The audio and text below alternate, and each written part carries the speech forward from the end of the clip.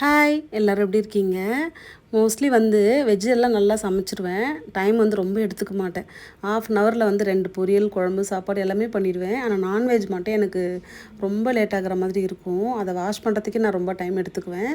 இன்றைக்கி சண்டே சுறுசுறுப்பாக வேலை பார்க்குறோம், சீக்கிரம் முடிக்கிறோம், ஏதாச்சும் படம் பார்க்குறோம் தான் ஸ்டார்ட் பண்ணேன். நாம நினச்சது என்றைக்கு நடந்திருக்கு. ஹேர் கட் பண்ண போனவங்க ரொம்ப லேட்டாக தான் வந்தாங்க. சரி சிம்பிளாக பிரெட் டோஸ்ட் போட்டு கொடுத்துடலாம் தான் ரெடி பண்ணிகிட்டு இருந்தேன்.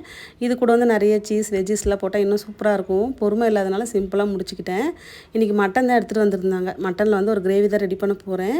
கொஞ்சமாக நல்லெண்ணெய் சேர்த்துட்டு அது கூட சின்ன வெங்காயம், பெரிய வெங்காயம், 1 ஸ்பூன் அளவுக்கு மிளகு, சீரகம், சோம்பு, கருவேப்பிலை கொஞ்சம் தாராளமாக சேர்த்துருக்கேன். இது கூட பட்டை 2 துண்டு, 2 கிராம்பு சேர்த்துட்டு இது கூட நம்ம 10 பல் பூண்டு, 2 பெரிய துண்டு அளவுக்கு இஞ்சி சேர்த்துட்டு நல்லா வதக்கி எடுத்துக்கலாம். அதுக்கப்புறம் கொஞ்சமாக துருவன தேங்காயும் சேர்த்துட்டு ஒரு பெரட்டிட்டு ஆற வச்சு ஃபைனாக அரைச்சி எடுத்துக்கலாம். இதுதான் இதுக்கு பேஸ். குக்கரில் தாளிப்பு கொடுத்துடலாம். இன்றைக்கி குக்கர்லேயே தான் முடிக்க போகிறேன். சிம்பிளாக முடிஞ்சிடும்.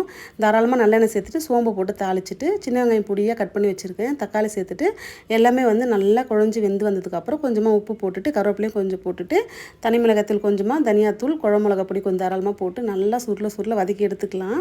இது கூட நம்ம மஞ்சள் பொடி போட்டு வாஷ் பண்ண மட்டனையும் சேர்த்துட்டு நல்லா தண்ணி பிரிஞ்சு வர வரைக்கும் நல்லா கலந்து விட்டுக்கலாம்.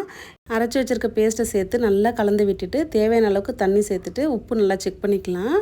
நல்லா கொதி வந்ததுக்கப்புறம் குக்கரை மூடி போட்டு நமக்கு எத்தனை விசில் வேணுமோ விட்டுக்கலாம்.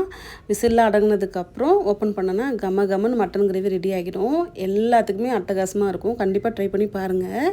இன்றைக்கி லஞ்ச் ரொம்ப சிம்பிள் தான். வீடியோ பிடிச்சதா மறக்காமல் லைக் பண்ணி ஷேர் பண்ணுங்கள். தேங்க்ஸ் ஃபார் வாட்சிங். பாய்.